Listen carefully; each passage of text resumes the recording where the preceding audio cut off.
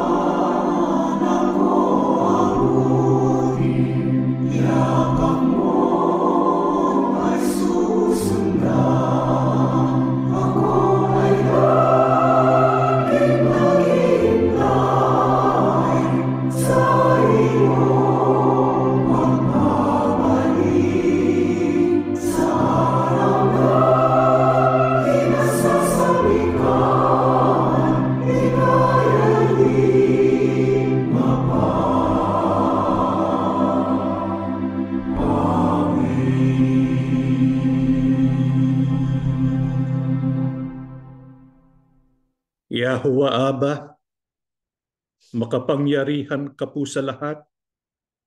Nagpapasalamat kami ng marami sa iyo. Napakabutit, napakabait mo sa iyong mga anak. Ikaw ang kumukup sa amin. Pinagmamalasakit mo kami araw-araw. Sa tuwing kami tumatawag sa iyo, agad ka pong nagpaparamdam. Salamat ng marami. Tinawag mo kami para maging mga anak mo. Bilang mga anak mo, lumalapit po kami sa iyo isa-isa para yakapin ka, tanggapin ang iyong pagpapala. Ama, alam namin, di kami karapat-dapat sapagkat nagkukulang at nagkakasala kami. Ama, maawa ka, pakipatawag kaming ganap sa lahat ng aming mga kasalanan. Pakisamahan po kami, Ama, lalo na sa ganitong pagtitipon. Panginoong Yahushua, ginagayak namin ang aming mga sarili sa pagsalubong sa iyo. Alam namin malapit ka ng isugo ng Ama para kami kunin mo, dalhin mo sa iyong bayang banal. Tulungan mo kaming magkakapatid sa ganitong mga pagsamba, lalong tumibay, lalo kaming maging malakas para matapos namin ang aming takbuhin. Ama, pakibasbasan ng iyong mga anak habang kami po'y nakikinig sa iyong mga aral. Maging maliwanag ang iyong mensahe para kaming lahat maakit sa pagbabagong buhay at ganap na pagluwalhati sa iyo. Ama, pakibasbasan ang kabuhayan ng iyong mga anak sa kabila ng kahirapan ng mundo. Kami po ay hindi mo kinalilimutan, kaya pakitanggap ang mga abuloy ng iyong mga anak at lalo pang pagpalain ang mga kamay ng iyong mga lingkod. Kami po'y sumasampalataya.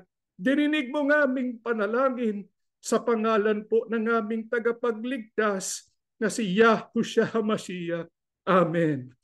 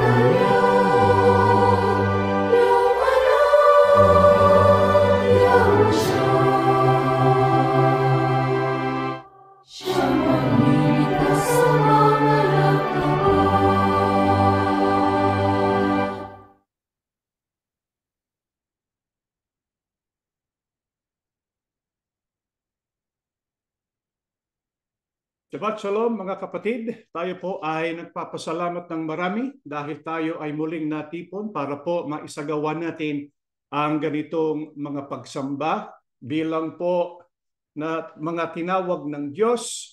Tayo po ay maging mga anak niya at ang ating hinihintay ay ang araw po ng ating kaligtasan kapag sinugo na muli ng ating Panginoon Diyos si Yahushua HaMashiach. Subalit, alam natin kinakailangan tayo po ay maghintay pa.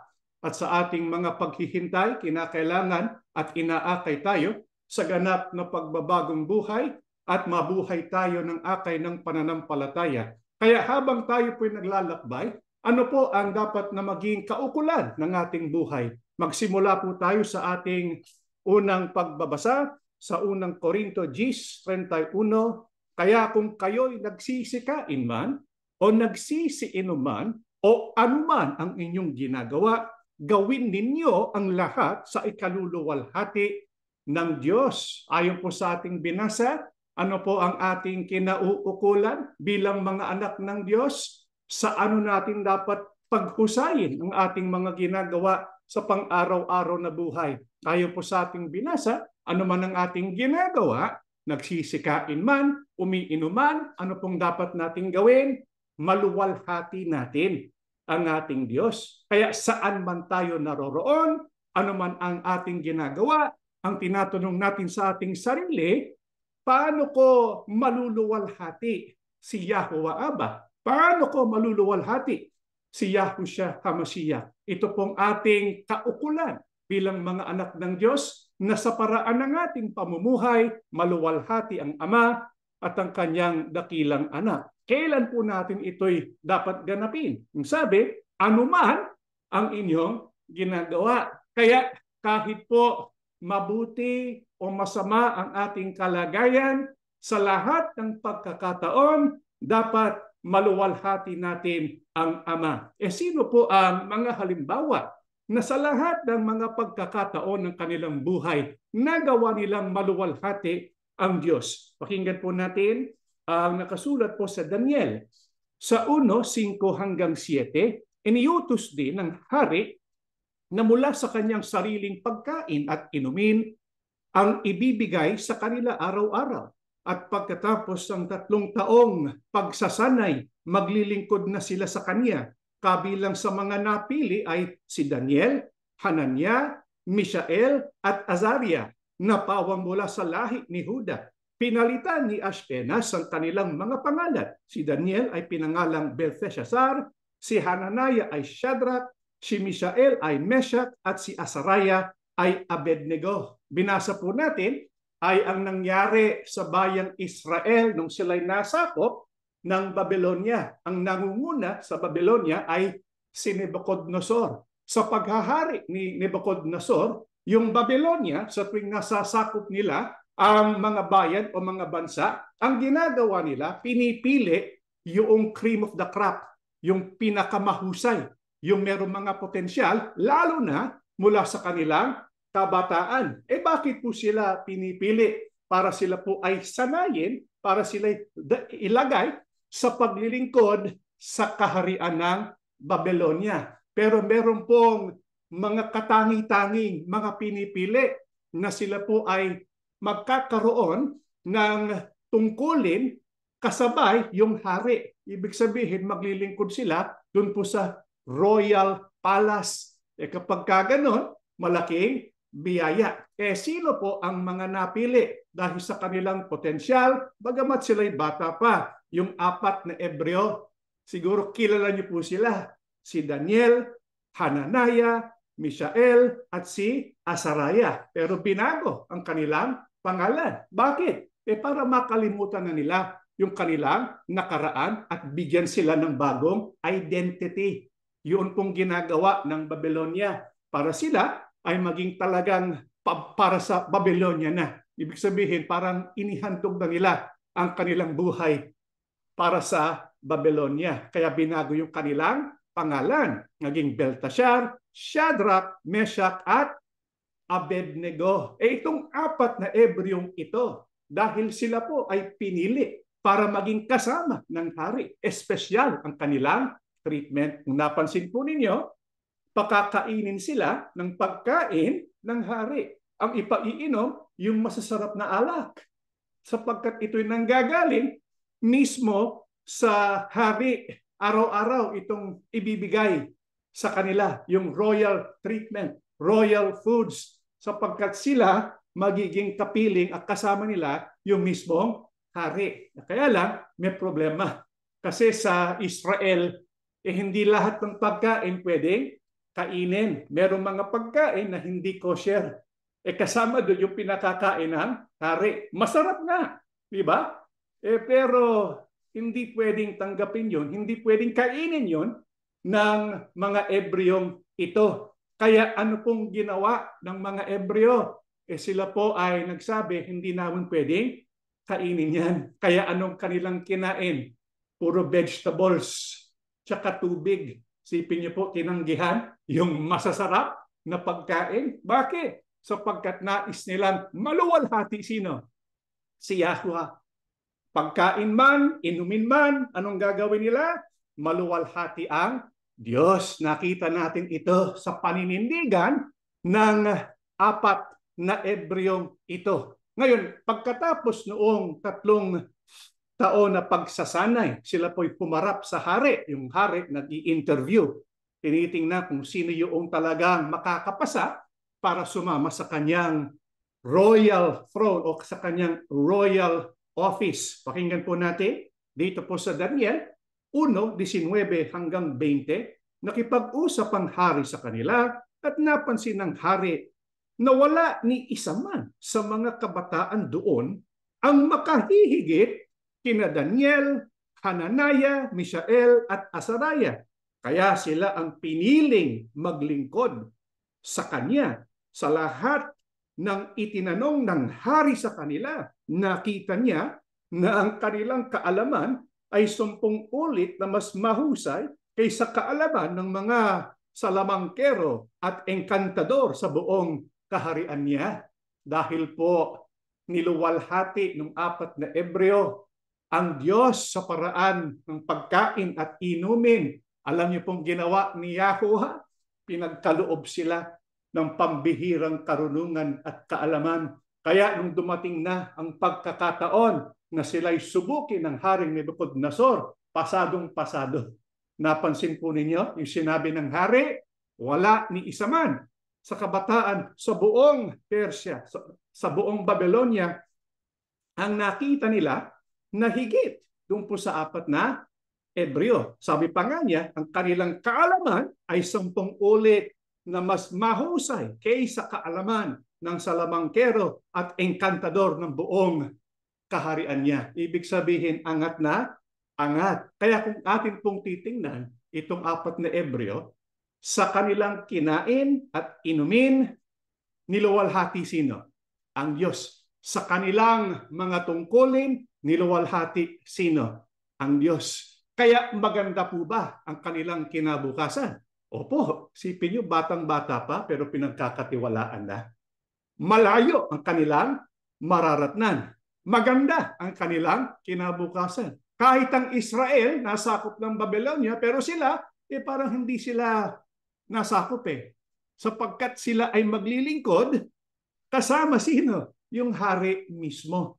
Ibig sabihin, bibigyan sila ng posisyon para sila ay maging tagapanguna rin, advisors para kay Haring Nebuchadnezzar. Kaya naluwalhati nila ang Diyos. Pero kailan lalong maluluwalhati ng Diyos ang ng kanyang mga lingkod? Pakinggan po natin ang nangyari dito po sa Daniel 3:1 hanggang 3. Nagpagawa si Haring Nebuchadnezzar ng rebultong ginto na meron pong 90 talampakan ang taas at 9 na talampakan ang lapad.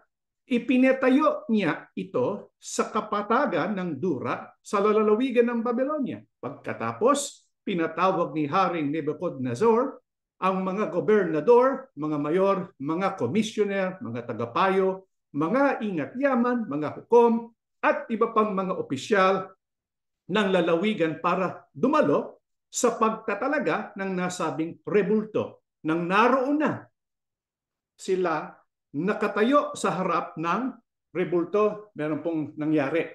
Ang atin pong nakita rito at ang tanong natin, kasi sa lahat ng pagkakataon dapat nating maluwalhati sino? Ang Diyos. Alam niyo po ba kung kailan lalong maluluwalhati natin ng Diyos? Kapag dumating po ang pagsubok. Ito po, pagsubok ba ito? Sa 4 na Ebreo, pagsubok ito sa kanila.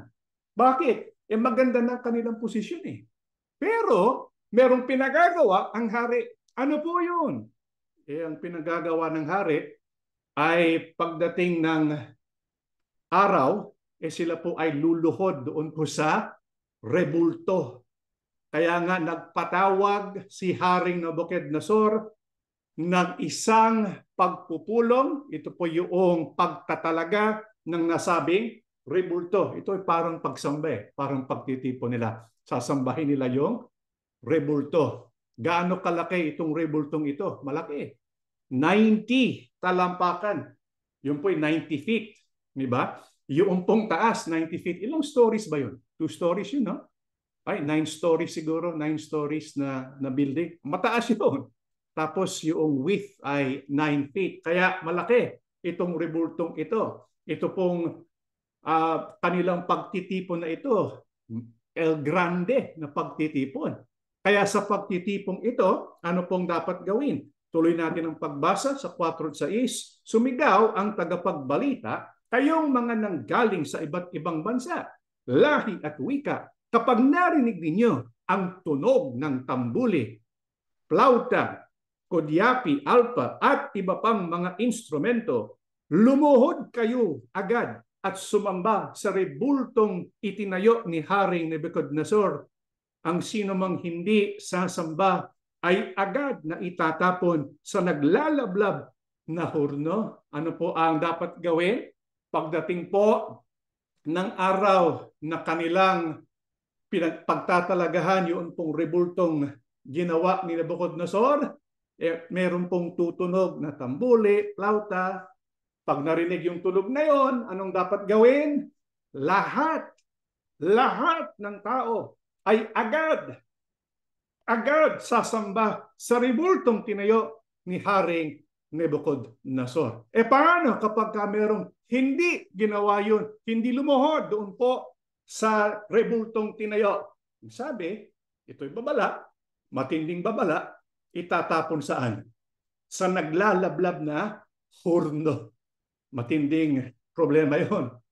Kung kayo po ay nasa posisyon noong tatlong Ebreo, sapagkat si Daniel wala dito yung tatlong Ebreo, Shadrach, Meshach, Abednego. Kung kayo po, yung tatlong Ebreo, nalaman ninyo, kinakailangan lumuhod sa rebultong ito. Ano pong gagawin ninyo? Anong ginawa ng tatlong Ebreo? Sila po ba'y lumuhod? Hindi po. Bakit? Malalabag ang utos ng Diyos. Naalala po ninyo yung 10 utos ng Diyos? Huwag magkakaroon ng ibang Diyos, huwag luluhod sa rebulto. Kaya yung mga batang Ebreong Shadrach, Meshach, Abednego, bagamat maganda ang kanilang kalagayan, hindi sila pumayag. Malabag ang utos ng Diyos. Bakit? Gusto nilang maluwalhati ang Diyos. Ano pong nangyari noong sila'y hindi lumuhod? Pakinggan po natin ang 3, talatay 12.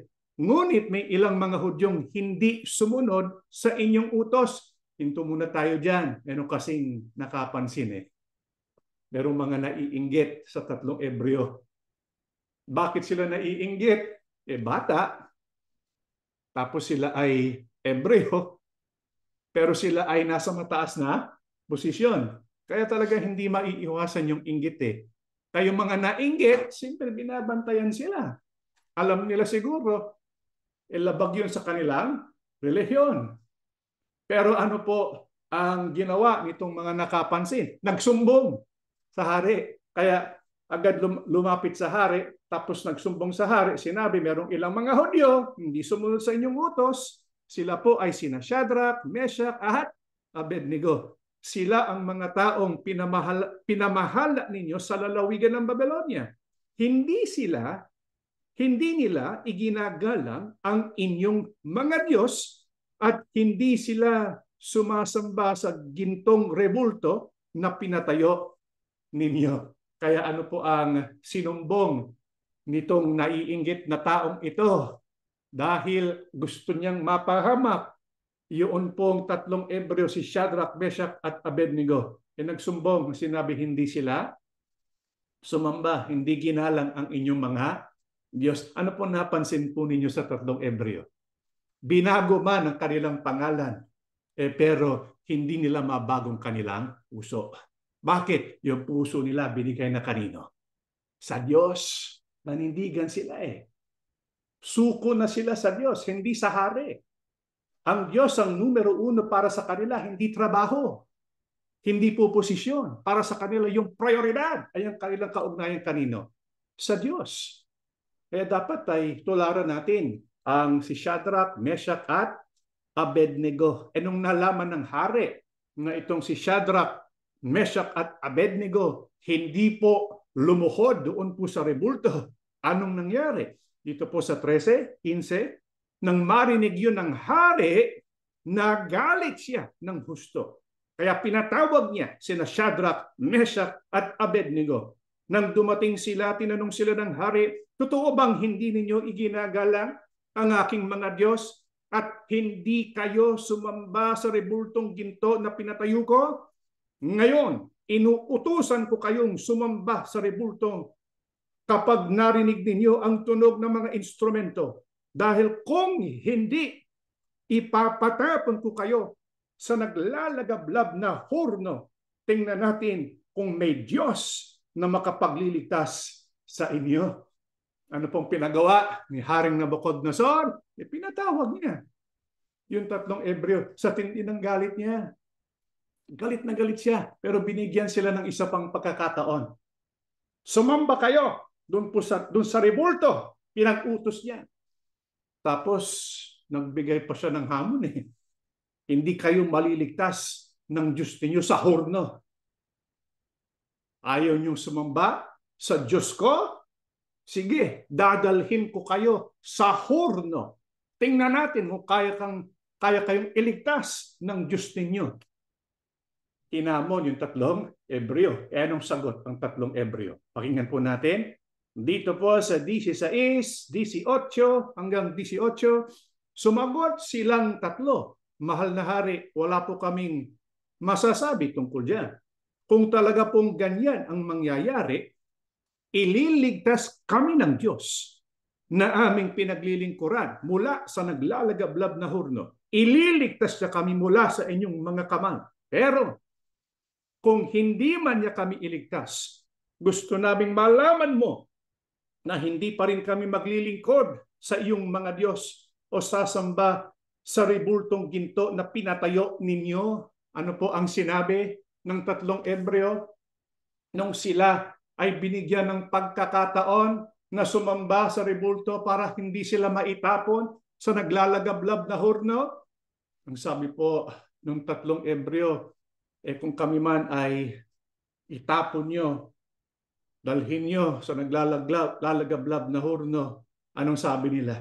Ililigtas kami ng Diyos na aming pinaglilingkuran. Ililigtas na kami mula sa inyong mga kamay. Nais pong malaman, nais pong ipaalam ng tatlong Hebreo na kay Haring Nabucodonosor na hindi kilala ni Haring Nabucodonosor itong Diyos ng mga Hebreo. Yung Diyos ng mga Hebreo, si Yahweh, walang imposible sa kanya. Gustong maipakita ng tatlong Hebreo, hindi kilala ni Nabucodonosor yung Diyos na pinaglilingkuran ng tatlong Hebreo. Kaya sinabi, kayang-kayang iligtas kami ng Diyos ng aming pinaglilingkuran. Pero ano yung napakagandang sinabi ng tatlong Hebreo na dahil dito lalong naluwalhati si Yahweh Abba. Anong sinabi? Pero kung hindi man niya kami iligtas, gusto naming malaman mo na hindi pa rin kaming maglilingkod sa iyong mga Diyos. Ibig sabihin, ano man ang mangyari, ang puso namin para sa Diyos at sa Diyos lamang. Ano kaya ang naramdaman ng Diyos? Nung narinig ito, sinasabi ng kanyang mga anak, sa gitna po ng ganitong matinding pagsubok, sinabi, kung hindi man kami ililigtas, hindi pa rin kami sasamba sa mga Diyos-Diyosan. Hindi pa rin kami sasamba o maglilingkod sa mga Diyos mo.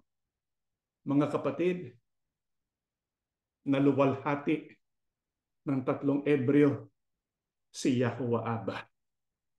Kung meron pong masasabi tayo ng mga bagay na nakaluluwalhating totoo sa Diyos, ay ang mga bagay na kahit ano pa ang nangyayari sa atin, hindi tayo bibitiw sa pagsunod.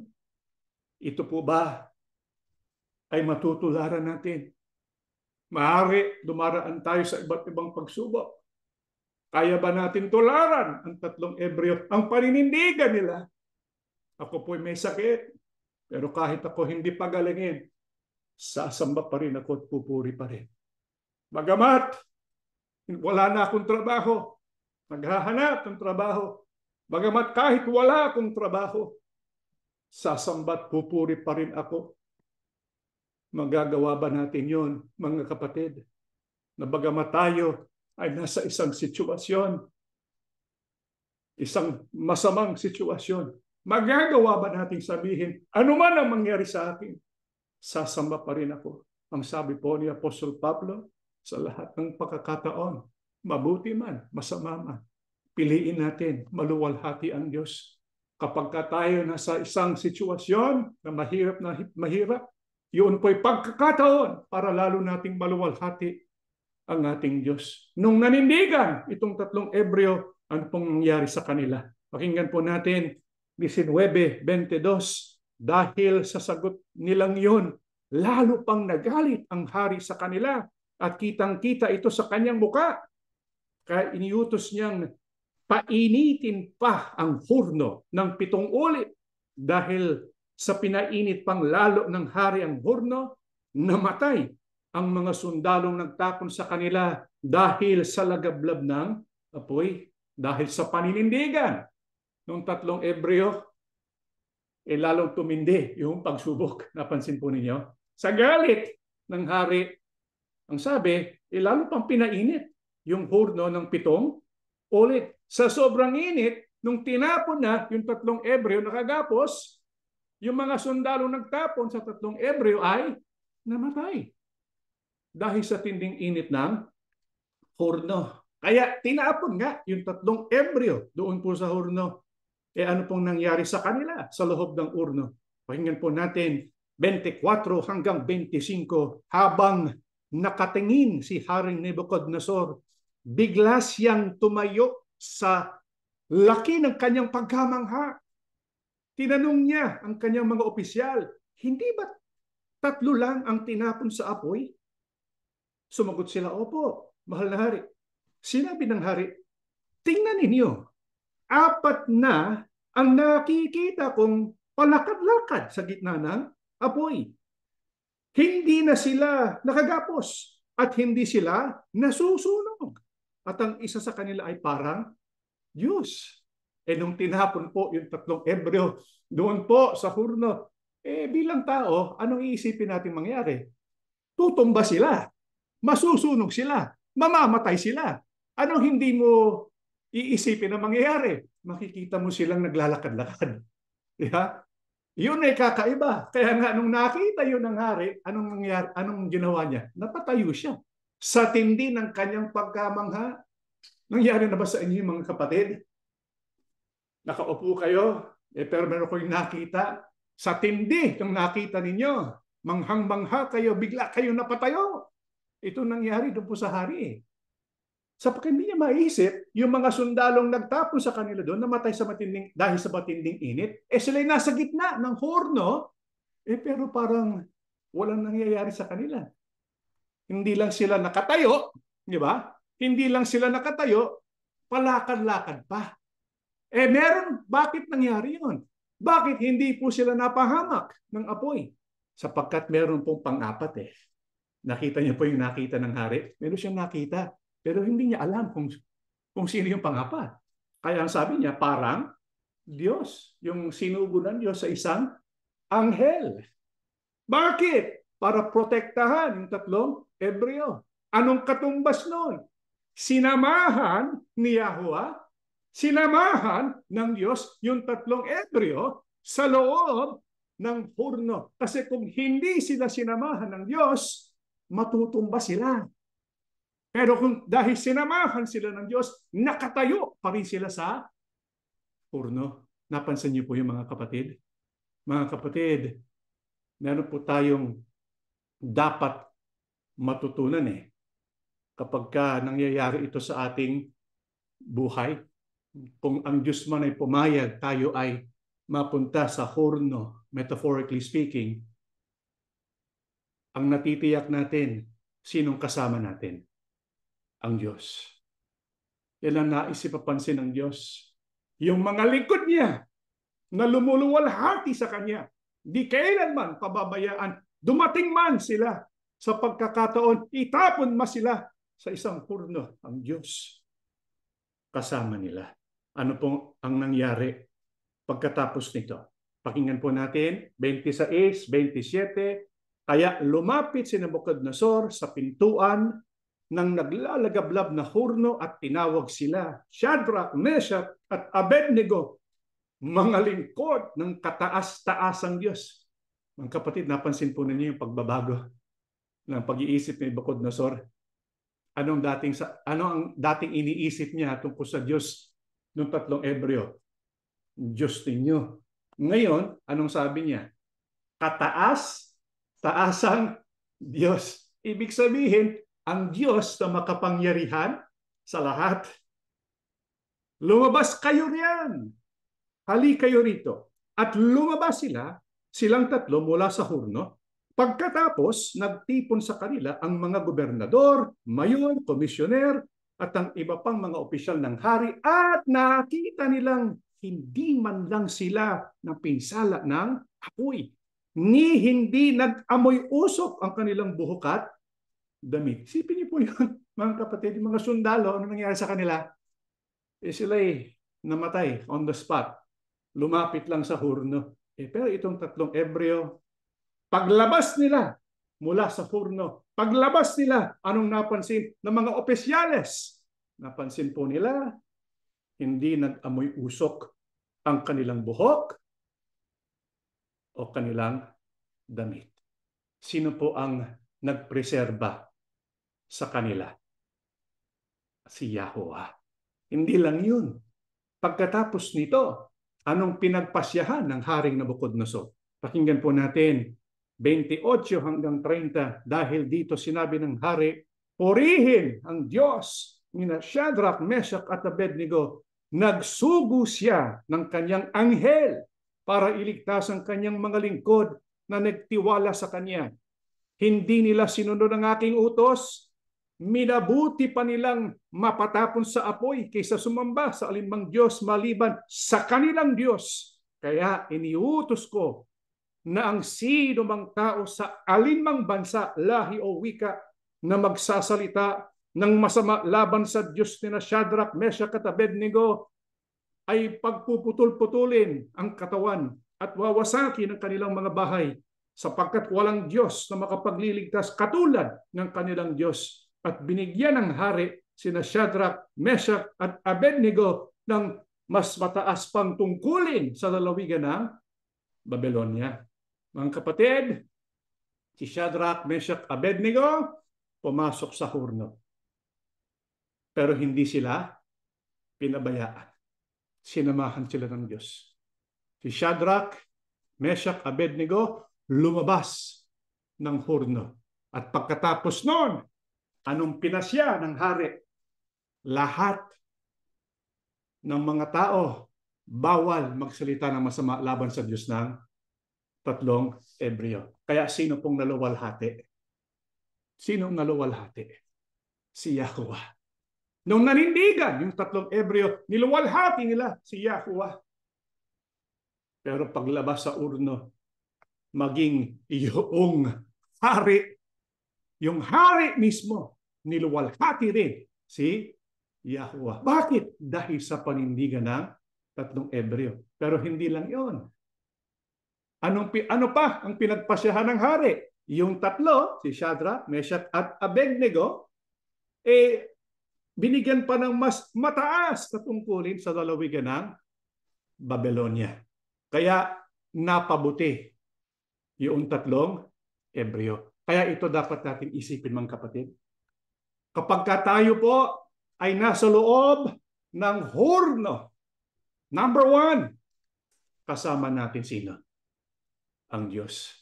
Kaya makatatayo tayo sa hurno. Ano pa? Number 2, lalabas tayo sa hurno. Bakit? Sapagkat kung tayo man ay nasa sa hurno, hindi po yun magpakailanman. Sa ilang pagkakataon lang yun. Pero lalabas tayo sa hurno. Pangatlo, paglabas natin sa hurno, sino ang maluluwalhati? Ang Diyos, si Yahuwah. Ito ang nakita ng mga tao. At number 4, napabuti yung tatlong Hebreo. Mapapabuti pa tayo. May biyayang nakalaan sa mga nanindigan at humawak kay Yahweh Abba. Kaya mga kapatid, kung tayo man ay dadaan sa hurno, lalo po tayong gumawa ng paraan para maluwalhati sino? Si Yahweh. Maaaring sabihin po ng iba, ano po ba yung hurno na pagdadaanan po natin ngayon? Pakinggan po natin ang nakasulat po sa Pedro 1:6-7. Dahil dito, dapat kayong magalak sa kabila ng iba't ibang pagsubok. Dahil ang mga pagsubok na ito'y panandalian lang at dapat ninyong maranasan para masubukan kung talagang tunay ang pananampalataya ninyo. Katulad ng ginto, sinusubok ito sa apoy para malaman kung tunay o hindi. Pero mas mahalaga ang pananampalataya natin kaysa ginto na nawawala. Kaya kapag napatunayang tunay ang pananampalataya niyo, papupurihan kayo at pararangalan pagdating ni Yahushua Kristo. Mga kapatid, tayo rin po ba'y dadaan sa horno? Opo. Pero yung hurnong pagdaraanan natin, hindi po yung literal na hurno. Ano po yung hurnong pagdaraanan din natin? Habang tayo po ay naghihintay sa pagparito muli ng ating Panginoong Yahushua. Ang sabi po ni Apostol Pedro, yung iba't ibang mga pagsubok. Pero mga pagsubok na hindi naman parang apoy Pero meron mga pagsubok talaga na parang dumaraan tayo sa apoy. Maaari, ang ilan sa atin ay dumaraan nga sa ganitong uri, ganitong katangian na pagsubok, na parang dumaraan sa apoy. Kapag tayo po ay dumaraan sa isang pagsubok na parang apoy, anong dapat nating gawin? Lalo pa tayong sumampalataya. Lalo pa nating gawin ang lahat ng magagawa natin para patunayan kay Yahuwah. Niluluwalhati natin siya. Kasi kapag tayo nasa matinding pagsubok, pagkakataon yun, di po ba? Pagkakataon yun para lalo mapahayag natin yung ating pagluwalhati sa ating Diyos Ama. Kapag tayo nasa gitna ng matinding pagsubok, lalo nating sabihin, Ama, anuman ang mangyari sa akin, hindi ako titigil sa pagsamba. Hindi ako titigil sa paglilingkod. Hindi ako titigil sa pananampalataya. Hindi ako titigil sa pagpupuri at pagluwalhati sa iyo. Kapag ganoon, mga kapatid, lalampasan natin yan. Kaya nga sabi ni Apostol Pedro, dapat kayong magalak. Bakit? Sapagkat ito ay panandalian lang. Lalabas din kayo. Tapos pagkatapos, pagparito muli ng Panginoon Yahushua, pagkatapos mapagtagumpayan at lumabas sa apoy. Sabi po, papupurihan kayo at pararangalan pagdating ni Yahushua Kristo. Katulad ng pagpaparangal sa 3 Hebreo, pararangalan din tayo, pero magpaparangal sa atin, walang iba kundi ang Panginoong Yahushua. Pero paano po natin matitiis ang mga pagsubok na ito? Paano natin matitiis yung horno? Paano tayo makapananatiling nakatayo sa matinding pagsubok? Pakinggan po natin ang Efeso 3:20-21. Sa Kanya na makagagawa ng higit pa kaysa maaari nating hilingin at isipin sa pamamagitan ng Kanyang kapangyarihang naghahari sa atin. Sa Kanya ang kaluwalhatian sa pamamagitan ng Iglesia at ni Kristo Yahushua magpakilanman. Amen. Paano po natin magagawa na kapag tayo po ay nasa loob ng hurno, kapag tayo po ay nasa matinding pagsubok na parang dumaraan sa apoy, ay makatayo pa tayo? Hindi dahil sa ating kapangyarihan, kundi sa kapangyarihang nasa atin dahil sa kaugnayan natin kanino? Sa Panginoong Yahushua. Ito'y kapangyarihan ng Diyos na ibibigay sa atin. Yung 3 Hebreo, hindi po sila nakatayo sa hurno dahil sa sariling lakas o sariling kapangyarihan. Tinulungan sila ng Diyos, kaya nga nagsugo ng isang anghel. Sa atin, hindi po anghel ang kasama natin. Ang kasama natin mismo sino? Ang Panginoong Yahushua. Kasama din natin ang Panginoong Yahuwah sa pamamagitan ng banal na Espiritu. Yun ang kapangyarihan na nasa atin. At ang dahilan kung bakit ito'y ipagkakalob sa atin ay para maluwalhati natin si Yahweh at si Yahushua sa bawat pagkakataon ng ating buhay, mabuti man o masama, ano man, gawin natin yung dapat.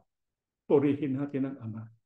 Kung tayo man ay nasa gitna ng matinding mga pagsubok, bilang mga tao, kung minsan siguro, masasabi natin sa ating sarili, hindi ko na talaga kaya. Ano pong dapat nating gawin? Pakinggan po natin ang mga huling talata na ating babasahin sa Salmo 86:1 hanggang 7. Yahweh, dinggin niyo at sagutin ang aking panalangin sapagkat ako'y naghihirap at nangangailangan.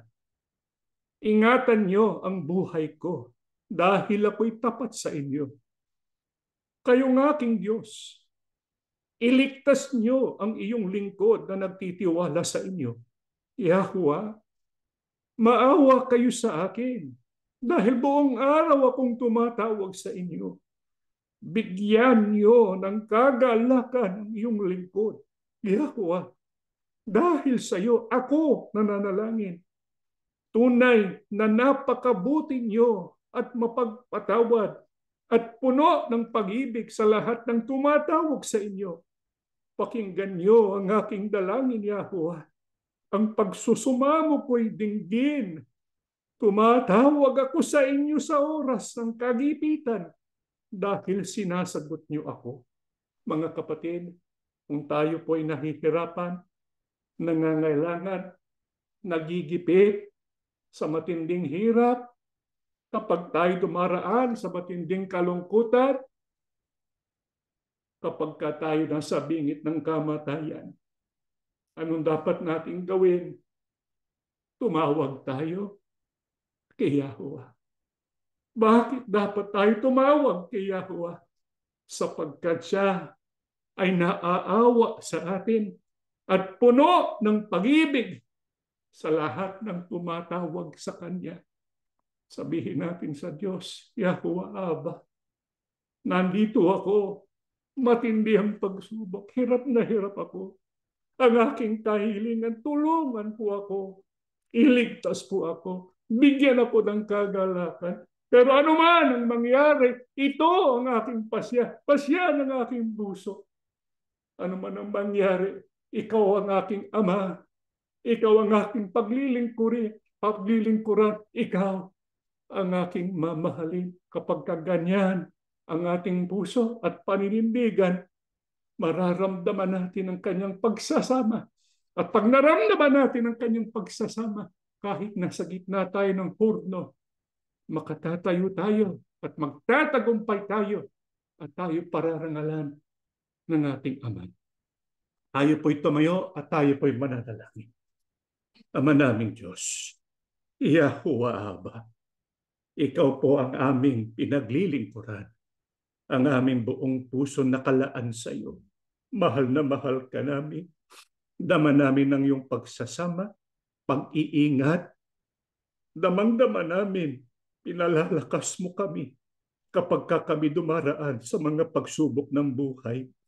Kita namin kung paano ka kumikilos kapag ang iyong mga anak umiiyak sa iyo. Pagka ang iyong mga anak tumatawag sa iyo sa panahon ng kagibitan, hindi mo kami pinababayaan. Minsan pa, Ama, sumaklolo ka sa iyong mga anak. Nandito kaming magkakapatid. Ang ilan nasa matinding pagsubok.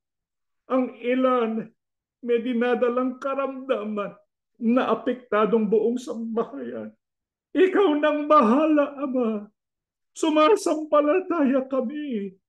Ikaw ang nagpapagaling sa lahat ng may karamdaman. Subalit ano man ang mangyari, Ama, asahan mo hindi kami titigil sa paglilingkod sa iyo, sa pagsamba sa iyo, sapagkat na nakalaan ang aming buhay para sa iyo. Pakibasbasan ng iyong mga anak na nasa mga mapanganib na lugar, nagtitiis ng kahirapan. Ikaw pong aming kailangan. ipagkaloob ang aming pang-araw-araw na pangangailangan sa buhay na ito. Lahat ng mga sambahayan makadama ng iyong pagsaklolo. Panginoong Yahushua, salamat ng marami. Tabihan po ang iyong mga lingkod kapag kami dumaraan sa matinding pagsubok. Titingala kami sa langit. Sasampalataya kami sa iyo. Hahawak sa iyong lalo sapagkat ikaw ang magliligtas sa amin. Hinihintay namin ang dakilang araw ng iyong muling pagparito. Sana po lahat kami, kasama ng aming buong sambahayan, mga anak namin at mga magulang, mga kapatid namin at buong pamilya, makasama sa maliligtas sa mga makararating sa bayang banal. Ama, sumasampalataya kami, dininig mong aming panalangin, pinaspasan mo kaming lahat sa pangalan po ng aming tagapagligtas na si Yahushua HaMashiach. Amen.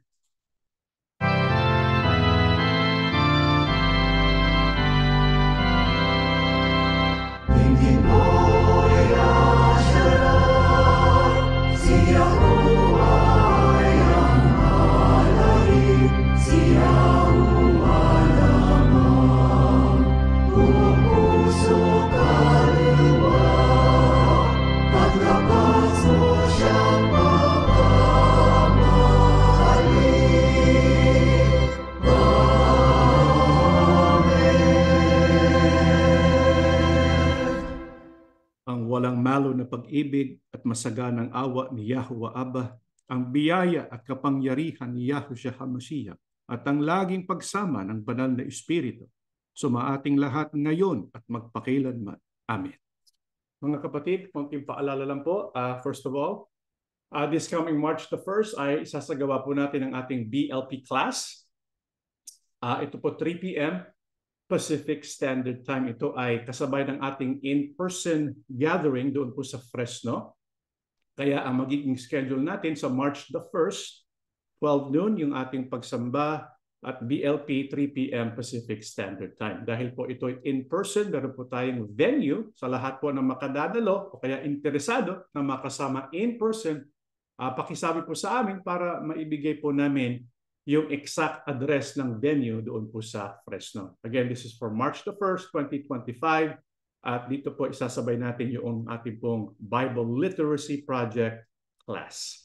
At bilang paghahanda doon po sa BLP Live class natin, ay tapusin po natin yung ating reading assignment, Leviticus, Numbers, Deuteronomy, na igawa namin at naipalabas na po namin yung pong videos ukol po sa Leviticus, Numbers, and Deuteronomy. Sana po ay mapanood po ninyo yung mga videos na yun at mabasa rin po natin yung mga aklat na ito. At bilang panghuli, ang ating announcement tungkol po sa ating banal na hapunan, yung Lord's Supper Passover, in person po ito sa Fremont, sa panibagong venue. Kung kayo po ay interesadong makasama, please let us know para po mailagay po namin ang pangalan po ninyo doon po sa listahan para po matiyak natin na lahat ng dadalo ay makatatanggap ng kanilang bahagi sa banal na hapunan. April 12 po ito, 2025, 3 p.m. Pacific Standard Time. Pero 2:30 p.m. dapat nasa loob na po tayo ng venue.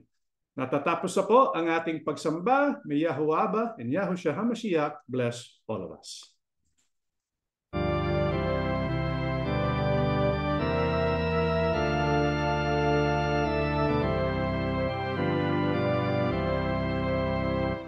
Halina't kay Yahusha'y sumunod, at kami na magkalinga ng Ama.